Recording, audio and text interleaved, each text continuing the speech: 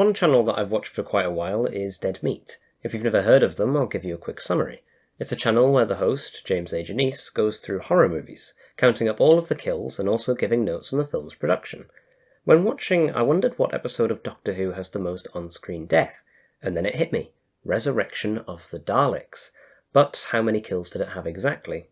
Well, let's find out. This two-part story starts in an old London street, filmed in the marvellous real-world location of Shad Thames, an old warehouse district and tourist attraction today. The story wastes no time thrusting us into the action, as within the first few minutes we get 9 kills. The first 2 are gunned down by the police after running down one side of the street, and another 6 who ran down the other, with the final 9th kill coming from a random local observer. After being gunned down, the bodies are teleported away by the main officer, leaving the other 2 officers behind, instantly acting as if nothing had happened, like the flick of a switch. We're finally taken to the TARDIS, which the Doctor is having a tough time controlling as it's trapped in a time corridor, prompting the cloister bell to activate. But it's not all doom and gloom, as there were 2 survivors of the shooting, who go back into the empty warehouse to locate the time corridor.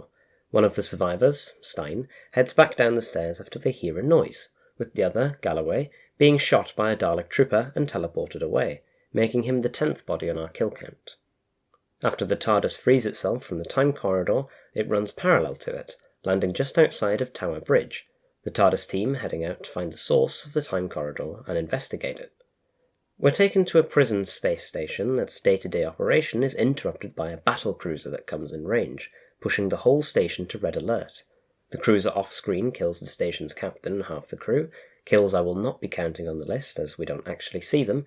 It then docks with the station and begins boarding at Airlock 3 as the crew prepares for their invasion. The boarding party bursts in and is revealed to be Daleks, 4 of them, who swiftly add 2 bodies to the count before retreating as the 2 leading Daleks are blown up by mines, bringing the count to 14.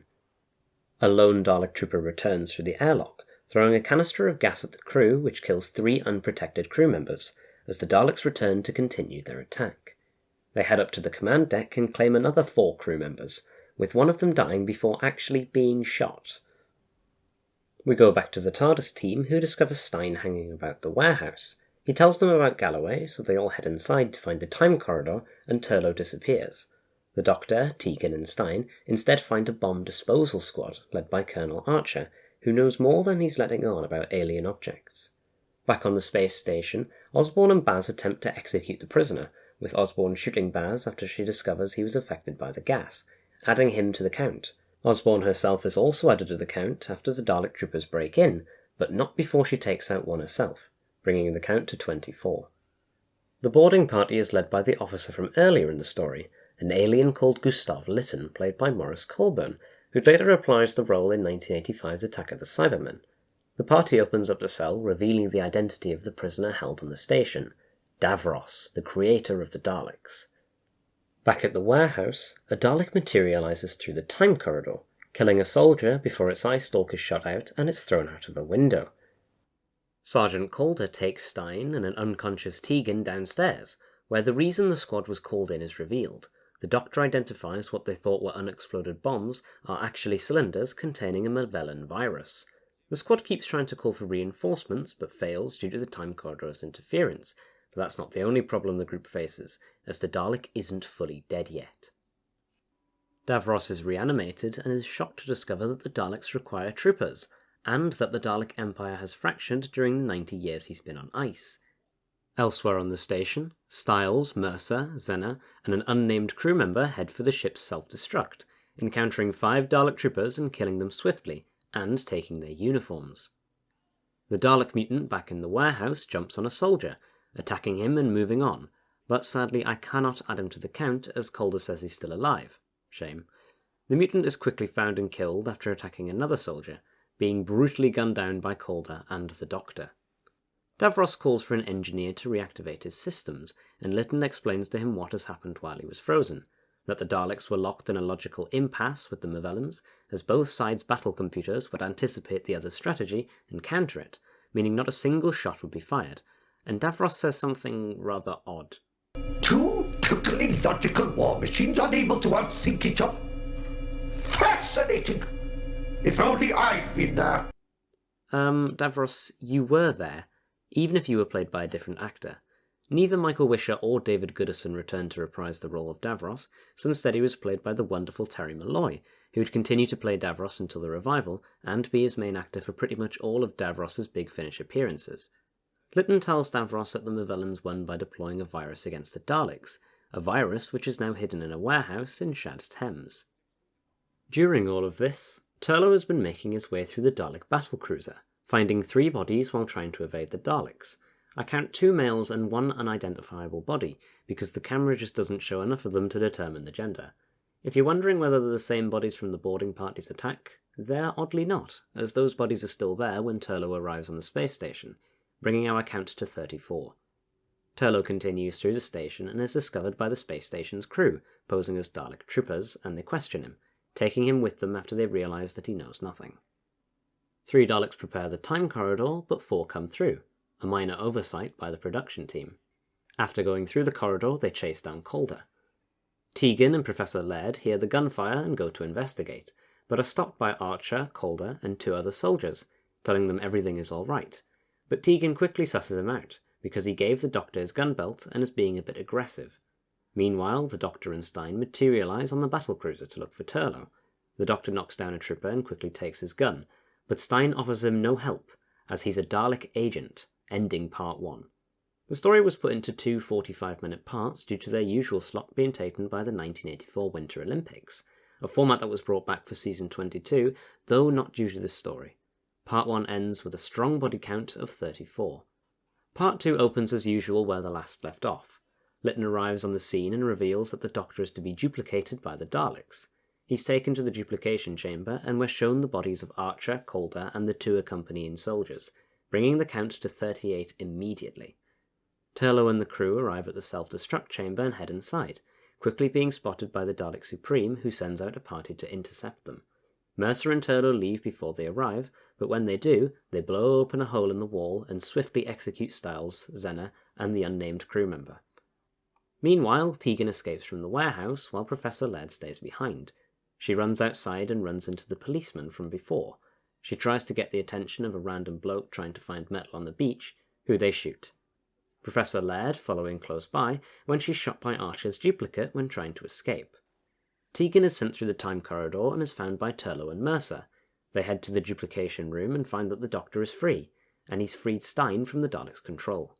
They head back to the TARDIS, but the Doctor says he needs to execute Davros, taking Mercer and Stein with him to act like they've taken him hostage. They enter the laboratory, and one of Classic Who's most iconic scenes plays out, sadly not ending in the Doctor shooting Davros, though. 2 Dalek troopers arrive, and Mercer, along with Stein, head outside to deal with them. Stein tries to remove them with words, but Mercer thankfully adds to our count by killing them both in quick succession, bringing the total to 45. But it's not over yet, as 2 Dalek troopers appear. Mercer kills one but is gunned down by the other, who wounds Stein.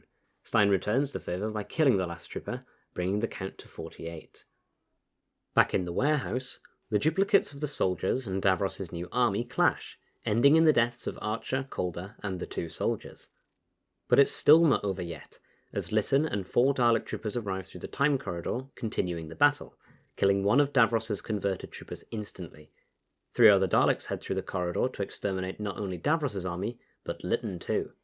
Meanwhile, back on the station, a Dalek kills the converted scientist and another converted trooper.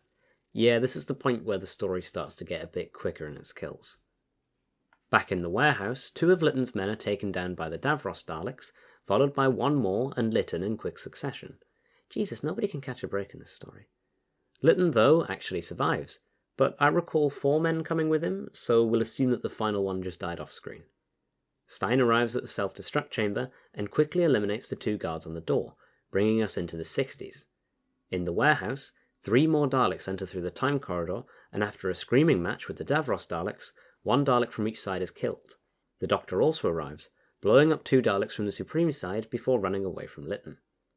2 Daleks enter into the laboratory to kill Davros, but before they entered he activated the Movellin virus, killing both of them from the inside.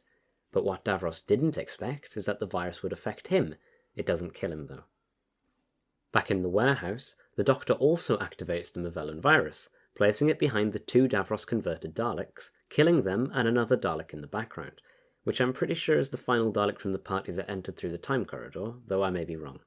Lytton shoots at the Doctor as he escapes into the TARDIS, and kills a Dalek trooper before fleeing.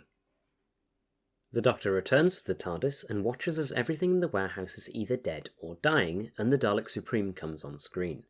Meanwhile, Stein is discovered by 3 Daleks who exterminate him, but not before he can throw himself onto the self-destruct and destroy the whole station, killing himself, the 3 Daleks, and the Dalek Supreme.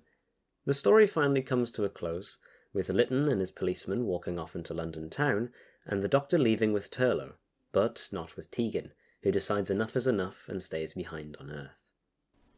So, without further ado, let's get on to the numbers. In total, 75 beings died in Resurrection, with 49 of them being men, 7 of them being women, 5 male duplicates, 13 Daleks, and a solo unknown body. With a runtime of 93 minutes and 24 seconds, we get a kill on average every 1.2 minutes. TARDIS Wiki did its own tally and came out with 76 bodies, which I think is either I missed one, being Kiston, as I don't actually remember counting him or seeing him die. They got it wrong, or maybe they count the original Stein as a death, which I don't, as since we don't see him die on screen or even see his body, we don't know if he's actually dead. So, quick editor's note, I actually found out where I went wrong with the kill count, and it is actually 76. And it turns out there's 14 Dalek deaths, because in the scene where, in the warehouse, the Daleks take out 1 from each side and then the Doctor blows up 2 more, yeah, I actually only counted that as 3. So, sorry about that. But yes, the actual total is 76, and I just ramble on for no reason. When Dead Meat counts up the kills, they do a golden chainsaw and a dull machete for the best and worst kills. So I guess we'll do Golden Emperor Award, which I'll be giving to Stein, who after being shot once already and breaking free of mental control, blows up the whole station, killing not just his killers, but anything else left alive. And the Dalek Drone Award for worst kill, I'll be giving to the only unknown body as, come on, the director didn't even want us to see them dead, and they died off screen. Not really worth it. But anyway guys, that's Resurrection of the Daleks, cited as the beginning of Doctor Who's violent era, as well as by many as one of the events that kick-started the Time War. But what were your thoughts? Don't forget to like and subscribe and leave your thoughts in the comments down below. I'll see you next time.